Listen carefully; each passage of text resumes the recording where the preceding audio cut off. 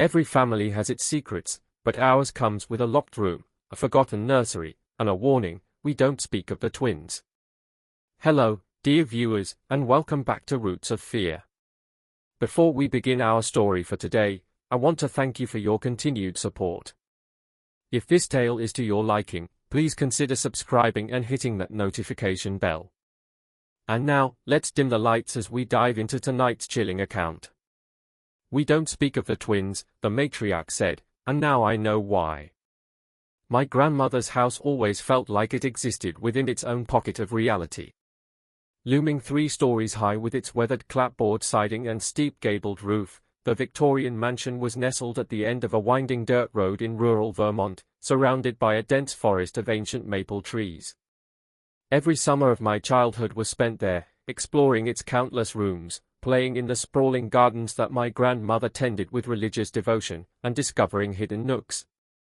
But one room I was never permitted to enter, a locked bedroom at the end of the 3rd-floor hallway. Whenever I asked about it, my grandmother would shake her head, her lips pursing into a thin line. "We don't speak of that," she would say, her voice dropping to a whisper. "Some doors are meant to stay closed." Of course, this only made me, a curious child, more determined to uncover its secrets. During thunderstorms, I would press my ear against the heavy oak door, convinced I could hear the faint sound of children's laughter coming from within. I even tried once to peek through the keyhole, but it had been plugged with something, blocking my view. When I asked my mother about it, her face paled. "We don't speak of the twins," she said sharply, before changing the subject. It was the only time I had ever heard anyone mention twins in our family, and the memory of those words lingered in my mind for years. After college, I moved away to pursue my career, and my visits to my grandmother's house became less frequent. Life has a way of rushing forward, pulling you along in its current until the mysteries of childhood fade into the background. But when my grandmother passed away last month at the age of 97, I found myself driving back down that familiar dirt road, watching the dense canopy of trees close in overhead. The funeral was a small affair. My grandmother had outlived most of her friends, and our family was always small, just my mother, my Aunt Catherine, and a handful of distant relatives I barely recognized. She had been the matriarch, the pillar that held our fragmented family together, and without her, we were like satellites drifting apart. After the service, we gathered at the old house. It felt smaller somehow, diminished by my grandmother's absence. As I wandered through the rooms, the floorboards creaked beneath my feet, my fingers trailing along the dusty surfaces of antique furniture and faded photographs. My mother found me in the library, where I was staring at a portrait of my grandmother as a young woman. She looked so different then, her face unlined, her eyes bright with youth and promise. "She left the house to you," my mother said quietly, holding out a thick envelope. Along with this. I took the envelope from her hand. It was heavy, sealed with wax pressed with my grandmother's signet ring, an intricate design of intertwining roses. Inside was an old, ornate brass key, along with a letter written in my grandmother's precise handwriting. "My dearest Eliza, if you are reading this, then I have passed from this world. The house is yours now, along with all its secrets. I have carried this burden for too long, and I cannot take it with me to my grave. The key enclosed will open the locked room on the 3rd floor. What you find there may disturb you, but I believe you deserve to know the truth about our family. The twins were born in the summer of 1952. Your grandfather and I were overjoyed. Twins had not been born in our family for generations. But joy soon turned to despair. There was something wrong with them from the beginning, something I cannot bring myself to describe even now. We did what we thought was best at the time. Perhaps it was wrong. Perhaps we should have sought help. But fear and shame can drive people to terrible decisions. I have preserved their room exactly as it was. Some might call it morbid, but I could never bring myself to erase them completely. They were still my children. Forgive me, Eliza, and be careful. Some doors, once opened, cannot be closed again. With eternal love. Grandmother. I read the letter 3 times, my hands trembling more with each reading. The key felt unnaturally cold against my palm, as if it had been stored somewhere without sunlight for decades, which I supposed it had. My mother watched me from the doorway, her face a mask of concern.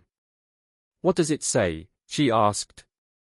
I hesitated, then folded the letter and slipped it into my pocket. "Nothing important," I lied. "Just some instructions about the house." That night, after everyone had left and the house settled into its familiar creaks and groans, I found myself standing at the foot of the staircase leading to the 3rd floor. The key weighed heavy in my pocket. Part of me wanted to throw it away, to respect my grandmother's lifetime of silence, but curiosity has always been my downfall. The 3rd floor hallway was dark, the only light coming from the moon through a small window at the end.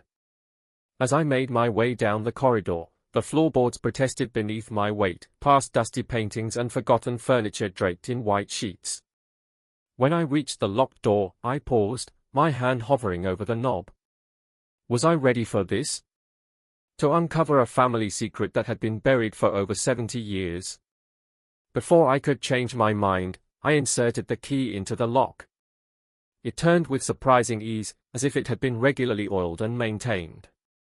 The door swung open on silent hinges, revealing a room bathed in silver moonlight. It took my eyes a moment to adjust to the dimness. When they did, I saw that it was a nursery, preserved as if frozen in time. 2 identical cribs stood side by side against the far wall, their white paint yellowed with age. A rocking chair sat in the corner, a knitted blanket draped over its arm.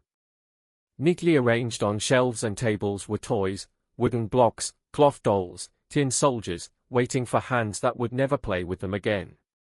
The air inside was stale but not unpleasant, carrying the faint scent of lavender and something else I couldn't quite identify. I stepped inside, half expecting to hear the laughter I'd imagined as a child. But the room was silent, holding its secrets close. On a dresser between the cribs stood a silver-framed photograph. I picked it up, wiping away a thin layer of dust with my thumb. The image showed my grandmother, much younger, holding 2 infants wrapped in identical blankets. She was smiling, but even in the faded photograph, I could see the strain around her eyes, the tension in her shoulders. I set the photograph down and moved to the cribs. They were empty, save for small handmade quilts embroidered with names, Theodore and Theodora. I ran my fingers over the stitching, feeling a connection to these unknown relatives who shared my blood, but not my time. Something caught my eye, a journal resting on the nightstand beside the rocking chair. The leather cover was cracked with age, the pages yellowed and brittle. I carefully opened it to the first entry, dated June 15, 1952. Today I gave birth to twins, a boy and a girl. The labor was difficult and at times I feared I would not survive it. But they are here now and they are perfect. Theodore and Theodora, my beautiful children. The handwriting was my grandmother's, though shakier than the precise script I was familiar with. I turned the page. June 20, 1952. Something is wrong with the twins. They cry constantly, but not like normal babies. It's more like screaming. The doctor says it's just colic, that it will pass. But there's something in their eyes when they look at me, something knowing. It frightens me, though I'm ashamed to admit it. June 25, 1952. They've stopped crying. Now they just stare, following me with their eyes as I move around the nursery. They don't sleep when they should. Instead, they lie awake in their cribs, watching. Always watching. The nurse quit today. Said she couldn't stand the way they looked at her. Harold thinks I'm being hysterical, but he hasn't been the one caring for them day and night. I flipped through more entries, each more disturbing than the last. My grandmother described how the twins developed at an alarming rate, sitting up and speaking their first words at just 3 months old. How they would whisper to each other in a language no one else could understand. How pets and small animals in the vicinity of the house began to disappear, only for the twins to be found playing with bones and fur. September 3, 1952. I caught Theodora standing over Theodore's crib last night, pressing a pillow over his face. When I screamed, she turned to look at me with such hatred in her eyes. She's only 3 months old. It's impossible. And yet. September 10, 1952. Harold wants to take them to specialists in Boston. I agreed, but secretly I'm terrified of what the doctors might find. What if they take my babies away? Despite everything, they are still my children. I still love them. God help me. I do. September 15, 1952. The doctors found nothing physically wrong with the twins. They said their development is advanced but not concerning. Harold was relieved, but I know better. I've seen what they do when they think no one is watching. The way they communicate without speaking. The way small animals die in their presence. There's something inside them. Something not right, not human. The entries continued, becoming more frantic, more paranoid. My grandmother described strange occurrences in the house, objects moving on their own, voices whispering from empty rooms, shadows that moved against the light, and always the twins at the center of it all, watching with their identical dark eyes. November 28, 1952. Harold doesn't believe me. He says I'm suffering from some kind of postpartum psychosis. Maybe he's right. Maybe I am losing my mind. But I know what I saw last night. I know what I heard. I was awoken by singing. A woman's voice, soft and sweet, coming from the nursery. When I went to investigate, I found the twins standing in their cribs, holding hands through the bars, their eyes closed. The singing was coming from somewhere above them, but there was no one else in the room. When they sensed my presence, they opened their eyes in unison. "Grandmother is coming," they said together. "She wants to play with us." My grandmother has been dead for 12 years. My hands were shaking so badly I could barely turn the pages. The next entry was dated nearly a month later, the handwriting almost unrecognizable, jagged and desperate, as if written in great haste. December 24, 1952. Harold is dead. They killed him. I know they did, though the police are calling it an accident. He fell down the stairs, they say, broke his neck.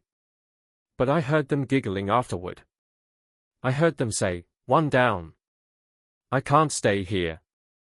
I can't leave them alone. They are my children. My responsibility. God forgive me for what I'm about to do." The next entry was the last, dated Christmas Day, 1952. It's done. May God have mercy on my soul. I closed the journal, my mind reeling. What had my grandmother done? What had happened to the twins? If they had died, why weren't they buried in the family plot beside my grandfather? I needed answers, and I knew where to look for them. The attic had always been off limits when I was a child, another forbidden space in a house full of secrets.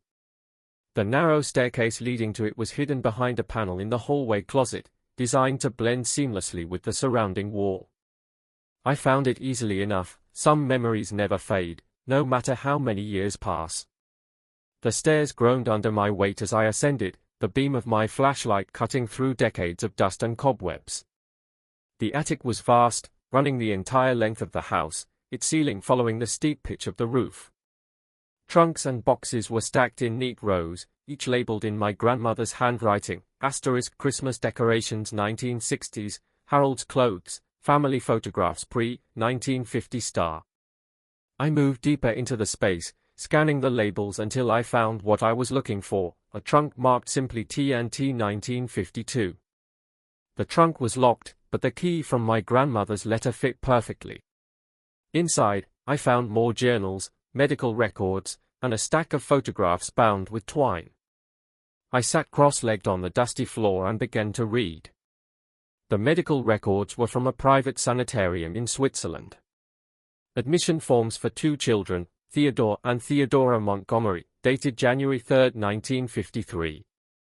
The diagnosis listed for both was severe psychopathy with homicidal tendencies. There were treatment notes spanning years, documenting various therapies and medications, all apparently ineffective. The final entry, dated December 10, 1960, simply stated, "Patients deceased following unsuccessful experimental treatment." I set the records aside and untied the photographs. They showed the twins at various ages, as infants, as toddlers, and finally as children of about 8 or 9. In the earliest photos, they looked like normal babies, chubby-cheeked and innocent. But in the later images, there was something undeniably disturbing about them. It wasn't anything I could point to specifically. Their features were symmetrical, their smiles appropriate, but their eyes were empty, like looking into a deep well and seeing nothing reflected back. The last photograph showed them standing side by side in what looked like a hospital room, wearing matching white gowns. They were holding hands, their faces expressionless. Written on the back in my grandmother's handwriting was, "The last photograph.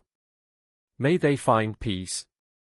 Had my grandmother sent her own children away? Had she institutionalized them for 8 years before some experimental treatment killed them? It seemed unthinkable. Yet, the evidence was right in front of me. I was about to close the trunk when I noticed something else at the bottom, a small leather-bound book, different from the journals. It looked older, the cover worn smooth from handling. When I opened it, I realized it wasn't a book at all, but a collection of newspaper clippings carefully preserved between tissue-thin pages. The clippings dated back to the early 1900s, each documenting a similar story: twins born to the women in my family, followed by unexplained deaths, mysterious illnesses, or the twins themselves disappearing under suspicious circumstances. The pattern repeated generation after generation. Always with twins, always with tragedy. The final clipping was from a local newspaper dated December 26, 1952, my grandfather's obituary. It mentioned his surviving wife and infant twins, but there was no mention of my mother, who would have been 5 years old at the time. I checked the other journals, looking for any mention of my mother, and found a single entry from 1950. "Margaret turns 3 today. She is such a joy, normal, healthy, everything a child should be. I thank God every day that she wasn't born a twin. Perhaps the curse has skipped a generation." A curse? What was my grandmother talking about? And if my mother was 5 when the twins were born, why hadn't she ever mentioned having siblings? I needed to talk to my mother. I gathered the journals and photographs, stuffing them into a canvas bag I found hanging on a nearby hook. As I turned to leave, my flashlight beam caught something in the far corner of the attic, something that didn't belong among the trunks and furniture. It was a door, small, barely 4 feet high, set into the sloped ceiling. It looked newer than the surrounding architecture, the wood less weathered, the hinges less rusted. There was no lock, just a simple latch keeping it closed. Common sense told me to leave it alone, to take what I'd found and get out of the attic. But I had come too far to stop now. I approached the door and lifted the latch. The space beyond was dark, the air noticeably colder. My flashlight revealed a small room with a sharply angled ceiling, empty except for 2 rocking chairs facing each other in the center. They were child-sized, painted white with faded pink cushions tied to the seats. As my light swept across the room, I noticed something else: markings on the walls, floor, and ceiling. They formed an intricate pattern that seemed to shift and move in the beam of my flashlight. I stepped closer, trying to make sense of the symbols. They weren't any language I recognized, but they gave me an uneasy feeling, as if they were words that human mouths weren't meant to speak. A sudden noise behind me made me whirl around, my heart hammering in my chest. The door had swung shut, though there wasn't enough breeze in the attic to account for it. I lunged for the handle, but it wouldn't budge, as if held closed by an invisible force. Panic rose in my throat as I threw my shoulder against the door once, twice, 3 times. On the 4th attempt, it gave way suddenly, sending me sprawling onto the attic floor. I scrambled to my feet and ran, not stopping until I reached the main staircase, my breath coming in ragged gasps. I needed answers, and I needed them now. I found my mother in the kitchen, sitting at the table with a cup of tea growing cold between her hands. She looked up when I entered, her eyes widening at the sight of the canvas bag clutched in my white-knuckled grip. "You've been in the attic," she said. It wasn't a question. I dumped the contents of the bag onto the table, the journals, the medical records, the photographs. "Tell me about the twins," I demanded, my voice shaking. "Tell me what happened to Theodore and Theodora." My mother's face drained of color as she stared at the items spread before her. For a moment, I thought she might faint. Then she took a deep breath and gestured for me to sit. "I was 5 when they were born," she began, her voice barely above a whisper. "I remember being excited to have a brother and sister, but from the beginning, there was something wrong with them. They didn't cry like normal babies. They just stared, watching everything, everyone. Mother became obsessed with them, convinced they were somehow evil." She picked up one of the photographs, her finger tracing the outline of the twins' faces. Father didn't believe her. He thought she was experiencing some kind of postpartum psychosis. He wanted to get her help, but she refused to leave the twins alone with anyone else. She was afraid of what they might do. "And then he died," I said softly. My mother nodded. "They said it was an accident, that he tripped and fell down the stairs in the middle of the night. But I was awake. I heard them laughing afterward. Theodore and Theodora, laughing in their cribs. They were only 6 months old." A chill ran down my spine. "What happened next?" "Mother took them away after Christmas. She told everyone they had died of pneumonia, but she sent them to some private hospital in Europe. I didn't know where until years later when I found some of her correspondence. By then, they really were dead. Some experimental treatment went wrong, or so the hospital claimed." "And the room on the 3rd floor? The nursery?" "Mother preserved it exactly as it was the day she took them away. She would go in there sometimes, just to sit. She never allowed anyone else inside. I think she felt guilty. Despite everything, they were still her children." I hesitated, then asked the question that had been burning in my mind since I'd read the journals. "Do you believe they were evil? Actually evil?" My mother was silent for a long moment, her fingers still tracing the photograph. "I believe there are things in this world we can't explain," she said finally. "Things beyond our understanding. The twins were something else. Something not quite human." "The journals mentioned a curse," I pressed. "Something about twins in our family." My mother sighed deeply. "It's an old family legend. Every few generations, twins are born to the women in our line, and those twins are never right. They bring death and destruction. The only way to end the cycle is to..." She trailed off, unable to finish the sentence. "To kill them," I supplied, my voice hollow. She nodded, a single tear sliding down her cheek. "Mother couldn't do it. She couldn't kill her own children, no matter what they were, so she sent them away instead. But the guilt ate at her for the rest of her life." We sat in silence for a while, the weight of this family secret pressing down on us like a physical thing. Finally, my mother reached across the table and took my hand. "You need to leave this house, Eliza," she said urgently.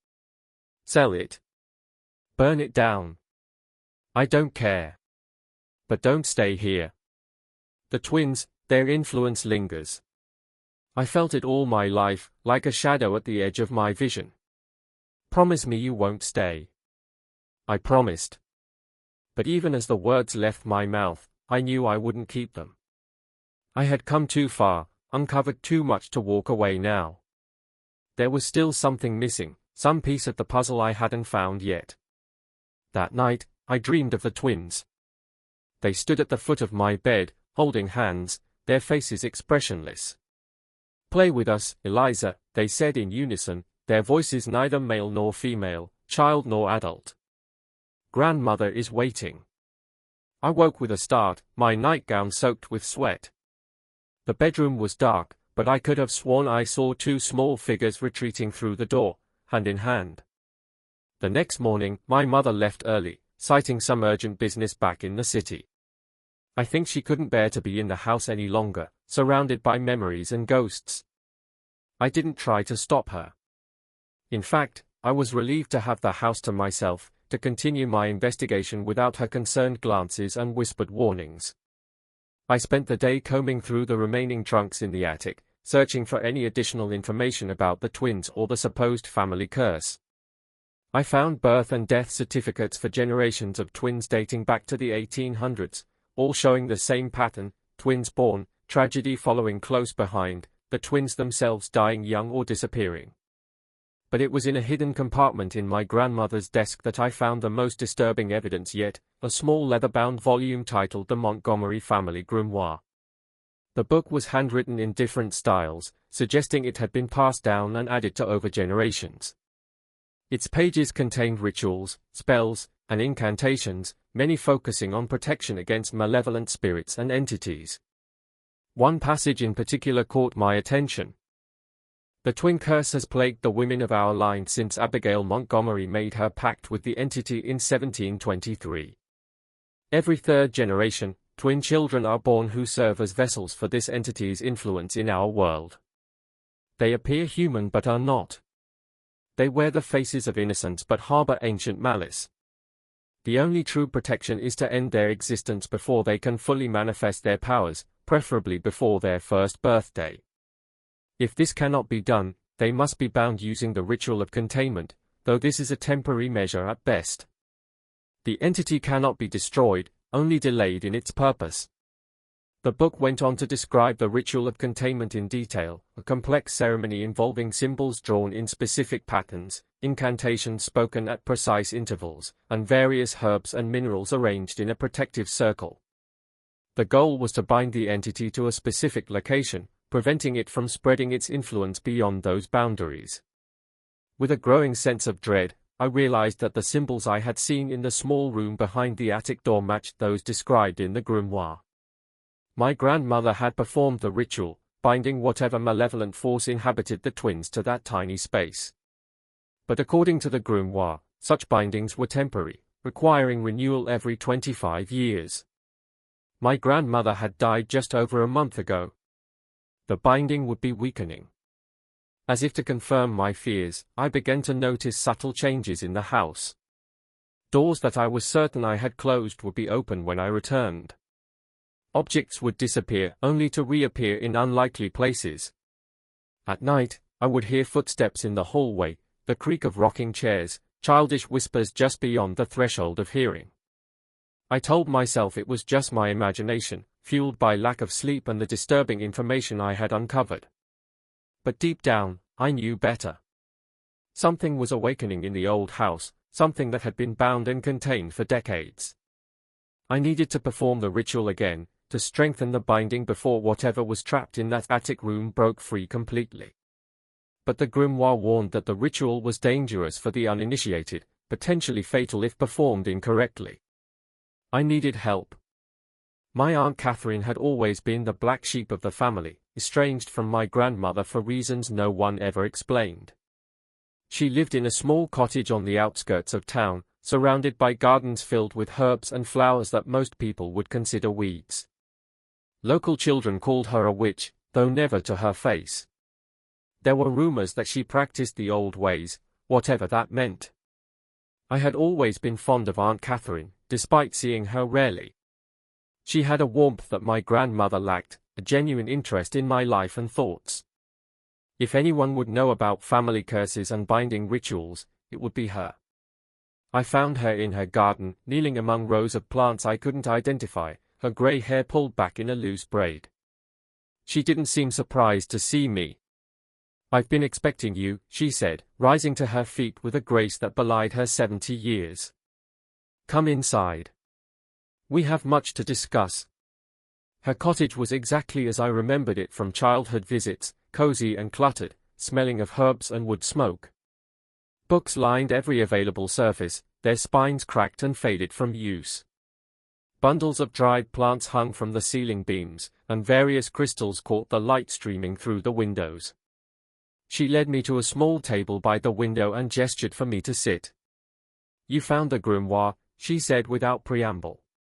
"And you've been in the binding room." I nodded, not bothering to ask how she knew. "The twins," I began. "Were never twins at all," she finished for me. "At least, not in the way you're thinking." She rose and went to a cabinet in the corner, returning with a wooden box inlaid with mother-of-pearl. From it, she removed a stack of yellowed photographs, placing them carefully on the table between us. "These are the twins from each generation," she explained, spreading the photos out like a macabre family tree. "Look closely." I leaned forward, studying the images. Each showed a pair of children, a boy and a girl at various ages. Different faces, different time periods, different clothing. But there was something eerily similar about all of them, something in the eyes, in the expressionless set of their mouths. "They look related," I said hesitantly. "They look identical," Aunt Catherine corrected. "Not to each other, but across generations. The Theodore from 1952 looks exactly like the Thomas from 1903, who looks exactly like the Timothy from 1854. And the same for the girls. Because they are not different children at all. They are the same entity, born again and again into our family, wearing slightly different faces but carrying the same essence." I shook my head, trying to process what she was saying. "That's impossible." "Is it?" She tapped one of the photographs, my grandmother's twins at about 5 years old. "Look at their eyes. Really look." I did as she asked and felt a chill run through me. There was something ancient in those childish eyes. Something that had seen centuries come and go. Something patient and calculating and utterly inhuman. "What are they?" I whispered. "We don't know." "Not really," Aunt Catherine replied. "The grimoire calls it an entity, but that's just a word for something we don't understand. It made a pact with Abigail Montgomery in 1723, power and prosperity for the family in exchange for allowing it to incarnate every third generation. Abigail agreed, not understanding what she was doing. By the time she realized her mistake, it was too late. And my grandmother? The ritual she performed. Elizabeth was always the strongest of us. When her twins began showing their true nature, she researched the old ways, found the binding ritual. She couldn't bring herself to kill them, they wore the faces of her children, after all. So she bound the entity to that room in the attic, containing its influence. "But the binding is weakening," I said. "I can feel it." Aunt Catherine nodded gravely. "The ritual must be renewed every quarter century, or with the death of the one who performed it, whichever comes first. Elizabeth is gone. The binding is failing. Then we need to perform it again," I said with more confidence than I felt. "The grimoire has the instructions. It's not that simple, Eliza. The ritual requires blood from a direct descendant of the twins. Elizabeth used her own blood, as their mother. But now, I'm not a direct descendant, I realized. My mother is, but not me." "Exactly. And Margaret would never participate. She spent her life running from this family legacy. That leaves only one option." I felt a coldness settle in my stomach as I realized what she was implying. "Catherine, are you saying what I think you're saying?" She met my gaze steadily. "I am Elizabeth's younger sister. We share the same blood. I can perform the ritual, but I will need your help. It's dangerous, Eliza. If something goes wrong, what choice do we have?" I interrupted. "If we do nothing, whatever is in that room will break free completely." Catherine studied me for a long moment, then nodded. "We'll need to prepare. The ritual must be performed at midnight, when the veil between worlds is thinnest, and we'll need supplies." She rose and began pulling books from shelves, jars from cabinets. "Take these," she said, handing me a list. "Go to the old apothecary on Maple Street. Mr. Chen knows me. Tell him I sent you. I spent the afternoon gathering the necessary items, rare herbs, specific minerals, candles made from beeswax and animal fat. Mr. Chen asked no questions as he packaged everything carefully, though his eyes held a knowing sadness when I mentioned my aunt's name. By the time I returned to my grandmother's house, my house now, I reminded myself, the sun was setting, casting long shadows across the overgrown lawn. The house seemed to loom larger in the fading light, its windows like watchful eyes tracking my approach. Inside, the atmosphere had changed. The air felt thick, charged with an energy that made the hair on my arms stand on end. As I moved through the foyer, I could have sworn I heard childish laughter echoing from somewhere deep within the house. Aunt Catherine arrived just after sunset, carrying a large leather satchel and wearing an expression of grim determination. "They know what we're planning," she said without preamble. "They'll try to stop us." We worked quickly, preparing the items for the ritual according to the grimoire's instructions. Catherine mixed herbs in specific proportions, grinding them with a mortar and pestle while chanting softly under her breath. I arranged candles in the pattern described in the book, a 5-point star within a circle, with specific minerals placed at each point. As midnight approached, we made our way to the attic, carrying our supplies in solemn procession. The house seemed to resist our progress, doors suddenly difficult to open, floorboards creaking protestingly beneath our feet. The temperature dropped noticeably as we ascended the narrow staircase to the 3rd floor, our breath visible in the chilled air. The nursery door stood open when we reached it, though I was certain I had closed and locked it after my initial exploration. Inside, the room appeared undisturbed, the crib standing silent vigil in the moonlight. But something felt different, a presence, a watchfulness that hadn't been there before. "Don't look at the photograph," Catherine warned as we passed through. "Don't look at anything too closely. Keep your mind focused on what we're doing." The attic stairs felt steeper than I remembered, the darkness at the top more absolute. My flashlight flickered, the beam weakening despite fresh batteries. Catherine produced a lantern from her satchel, an old-fashioned thing of brass and glass, the flame inside burning with an unnaturally steady light. "Well blessed by a priest in 1842, she explained, seeing my questioning look. "Some things can't be corrupted." The door to the binding room was open, swung wide as if an invitation. Beyond it, the 2 child-sized rocking chairs were moving gently back and forth, though there was no breeze in the attic to account for the motion. They stopped abruptly as we entered, the sudden stillness more unnerving than the movement had been. "Work quickly," Catherine instructed, setting the lantern on the floor. "Draw the circle exactly as shown in the grimoire. I'll prepare the incantation." I began sketching the complex pattern on the wooden floor using chalk made from crushed bone and ash. The symbols felt wrong somehow, as if they belonged to no human language, angles that hurt the eye to follow, curves that seemed to bend in impossible directions. As I drew, I could feel resistance, as if the floor itself were fighting against the markings. Catherine stood in the center of the room, reciting words from the grimoire in a language I didn't recognize. Her voice rose and fell in strange cadences, sometimes dropping to a whisper, sometimes rising to a near shout. The temperature in the room plummeted, frost forming on the walls and ceiling despite the summer heat outside. As I completed the circle, connecting the last line to the first, a shock ran through my body like an electrical current. The symbols began to glow with a pale blue light, illuminating the room more brightly than the lantern. "The candles," Catherine ordered, her voice strained. "Place them at the points of the star. Quickly." I scrambled to obey, positioning the black candles at each intersection of the star pattern within the circle. As I placed the last one, Catherine began the final phase of the ritual, drawing a small silver knife across her palm. Blood welled from the cut, dripping onto the grimoire she held open before her. "With blood of the line, I bind thee," she intoned. "With words of power, I contain thee. By salt and iron, by silver and ash, I command thee to remain within these bounds until the appointed time."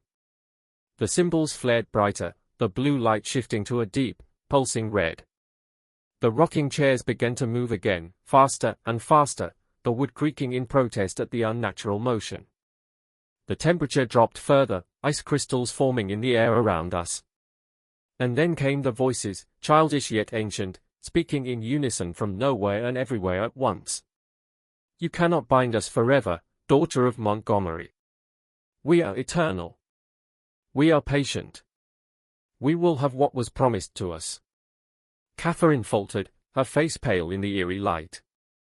I moved to her side, supporting her as she swayed on her feet. Continue the ritual, I urged. We have to finish it. She nodded, drawing a shaky breath. The final words to seal the binding, she murmured, turning to the last page of the grimoire. Her eyes widened in shock. It's gone.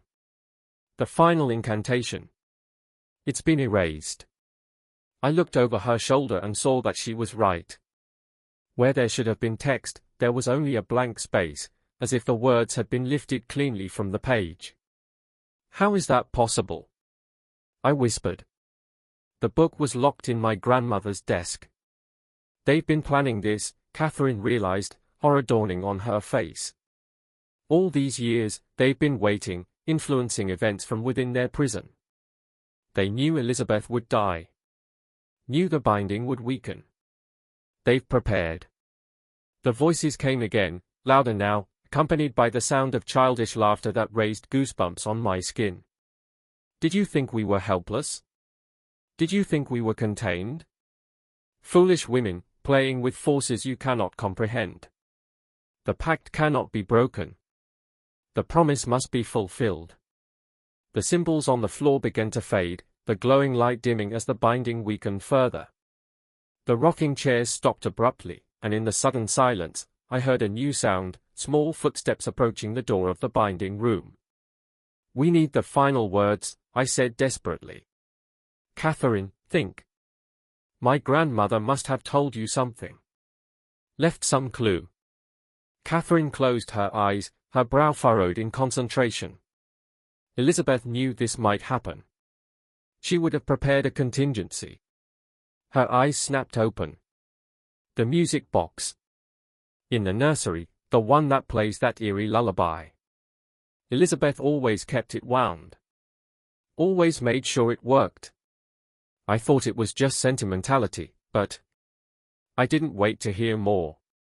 I turned and ran, ducking through the small door and racing across the attic. Behind me, I heard Catherine continuing the ritual, her voice raised in defiance against the childish taunts that filled the air. The nursery was different when I entered it this time, the air thick with malevolence, the shadows deeper and more substantial. The crib seemed to loom larger, the toys arranged on the shelves watching me with invisible eyes. On the dresser between the cribs sat a delicate porcelain music box painted with scenes of children playing in a garden. I approached cautiously, half expecting it to shatter or disappear before I could reach it. But it remained solid and real under my trembling fingers as I lifted the lid. A tinkling melody began to play, a lullaby I recognized from my own childhood, the notes slightly discordant, slightly wrong. Inside the box, nestled on a cushion of faded velvet, was a small piece of paper folded into a tight square. I unfolded it carefully, revealing a single sentence written in my grandmother's precise hand. To end what began, return them to where they first came. I stared at the words, trying to decipher their meaning. Return them. Return who? The twins. But they were dead, had been for decades. And where had they first come from? A child's voice spoke directly behind me, so close I could feel breath on my neck. She could never do it. She was too weak. But you're not weak, you, Eliza. I whirled around, but the nursery was empty. The voice came again from the direction of the cribs. We've been waiting for you. We knew you would come back to this house eventually. Blood calls to blood. In the crib on the left, a small shape was forming, solidifying out of the shadows, the outline of a child, a boy of about 8 with dark hair and darker eyes. In the second crib, a similar shape appeared, a girl, identical to the boy in every way except for her longer hair. Theodore, I whispered. Theodora. They smiled in unison, the expression never reaching their eyes. We've had many names, they said together. Many faces. But always the same purpose. What purpose? I asked, though I feared I already knew the answer. To collect what is owed, they replied. A soul from each generation. Payment for the pact Abigail made. Prosperity and power in exchange for us. I backed away, clutching the paper from the music box. My grandmother bound you, I said. She found a way to contain you. Their laughter was like broken glass. Temporarily. But bindings weaken. People die. And we are very, very patient. From somewhere above, I heard Catherine cry out in pain. The ritual was failing. Whatever contingency my grandmother had planned, I needed to figure it out now. I looked down at the paper again. To end what began, return them to where they first came. Where had it all begun? The pact Abigail Montgomery had made in 1723. The cemetery, I realized aloud. The family mausoleum. Abigail is buried there. The twins' smiles faltered, their forms flickering like candles in a breeze. You know nothing, they hissed, but I could hear the uncertainty in their voices. I turned and ran, the paper clutched in my hand, the twins' angry cries following me down the stairs. Outside, the night was unnaturally still, the moon hidden behind clouds that had appeared from nowhere. I ran across the overgrown lawn toward the small family cemetery at the edge of the property, my heart hammering in my chest. The Montgomery Mausoleum stood at the center of the cemetery, a small neoclassical structure of weathered marble. The door was locked, but the key my grandmother had left me, the one that had opened the nursery, fit this lock as well. Inside, stone sarcophagi lined the walls, each engraved with names and dates spanning centuries. At the far end, set apart from the others, was a plain stone altar. I approached it cautiously, running my fingers over the smooth surface. There were no engravings, no decorations, nothing to indicate its purpose or significance. But as my hand passed over the center, I felt a slight depression, a space that seemed designed for something to fit inside. Behind me, the temperature dropped suddenly, frost forming on the stone walls. I turned to see the twins standing in the doorway, their forms more substantial now, more real. It won't work, they said, their voices echoing in the confined space. You don't have what's needed. You don't have the grimoire. The grimoire, the family book of spells and rituals.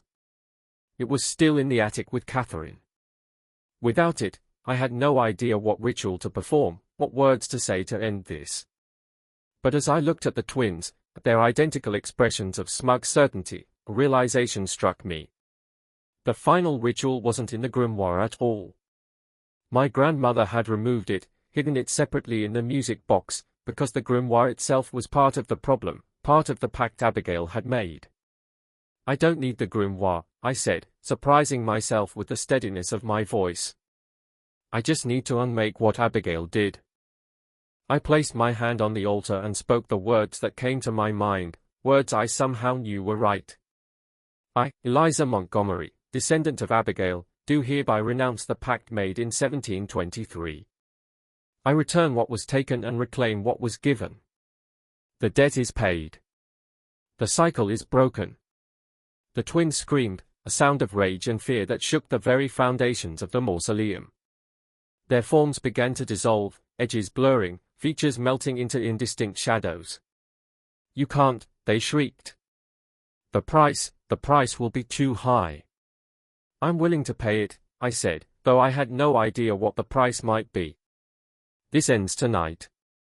A wind rose from nowhere, swirling around the mausoleum, extinguishing the single candle I had lit upon entering. In the sudden darkness, I felt rather than saw the twins' presence weaken, their centuries-old grip on my family finally loosening. There was a moment of absolute silence, a heartbeat of perfect stillness. Then a blinding light filled the mausoleum, so bright I had to shield my eyes. When it faded, the twins were gone.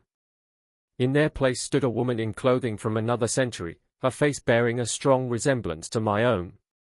"Abigail," I whispered. She nodded, a sad smile on her lips. "You've done what I could not," she said, her voice like the rustling of dry leaves. "You've ended it. The debt is paid." "What was the price?" I asked. "They said there would be a price." "Prosperity," she replied simply. "The wealth, the success, the privilege that our family has enjoyed for generations, it's gone now. You'll be ordinary, Eliza. Just ordinary people living ordinary lives. No special talents, no extraordinary luck, no inexplicable successes." I thought about what she was saying. The Montgomery family fortune, built over centuries, now gone. The advantages I had taken for granted all my life, vanished. But then I thought of the twins, of the malevolence that had haunted my family for generations, of the lives destroyed and the souls corrupted. "It's worth it," I said firmly. Abigail smiled, a genuine smile this time, reaching her eyes. "I thought you would say that. You're stronger than I was, stronger than any of us." She began to fade, her form becoming transparent. "The house will go too," she warned. "It was part of the bargain. Get what you need and leave before dawn." With those words, she vanished completely, leaving me alone in the dark mausoleum. I made my way back to the house, finding Catherine in the kitchen, nursing a cup of tea with trembling hands. She looked up when I entered, relief washing over her face. "They're gone," she said. It wasn't a question. I felt it, like a weight lifting, a shadow passing. "What did you do?" I explained what had happened in the mausoleum, the words I had spoken, the appearance of Abigail. Catherine listened without interrupting, nodding occasionally as if pieces of a puzzle were finally falling into place. "So, it's over," she said when I had finished. "Truly over. After all these generations. But at a cost," I reminded her. "The family fortune, the house, everything." She laughed, a sound of genuine joy that seemed to brighten the kitchen. "A small price to pay for freedom, don't you think? Besides, there are worse things than being ordinary." She rose from her chair, suddenly energetic. "We should pack what we can.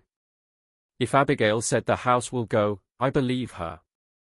We spent the rest of the night gathering what we could, family photographs, personal mementos, items of sentimental rather than monetary value. The journals and records about the twins we burned in the fireplace, watching as centuries of darkness turned to ash. As dawn approached, we loaded Catherine's car and took one last look at the house. In the early morning light, it already seemed diminished somehow, less imposing, less grand, just an old house slowly crumbling back into the earth. We drove away as the sun crested the horizon, casting long shadows across the winding dirt road. In the rearview mirror, I watched as the house seemed to waver, like a mirage in the desert heat. Then, between one blink and the next, it was gone, replaced by an empty clearing, as if the Montgomery mansion had never existed at all. "Where will you go?"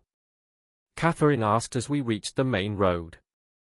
I hadn't thought that far ahead. My life in the city seemed like a dream now, belonging to someone else entirely. "I'm not sure," I admitted.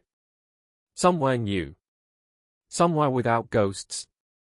She smiled, her eyes on the road ahead. "That sounds perfect." We drove in comfortable silence for a while, the miles stretching behind us, carrying us away from a legacy of darkness and towards something new, something ordinary and therefore precious. I don't know what the future holds for me now. Without the Montgomery fortune, I'll need to make my own way in the world, relying on my own talents and efforts rather than an inherited advantage. The thought is both terrifying and exhilarating. But one thing I know for certain, I will never again have to face what my grandmother faced, what generations of Montgomery women faced before her. I will never have to look into the eyes of my own children and see something ancient and malevolent looking back. I will never have to whisper, "We don't speak of the twins." The curse is broken. The cycle is ended. And that, I think, is worth any price. This is the Ghastly Journal. and I thank you for joining me for tonight's tale. If you enjoyed this story, please like, subscribe, and share with those who appreciate the darker side of life. Until next time, sleep well, if you can.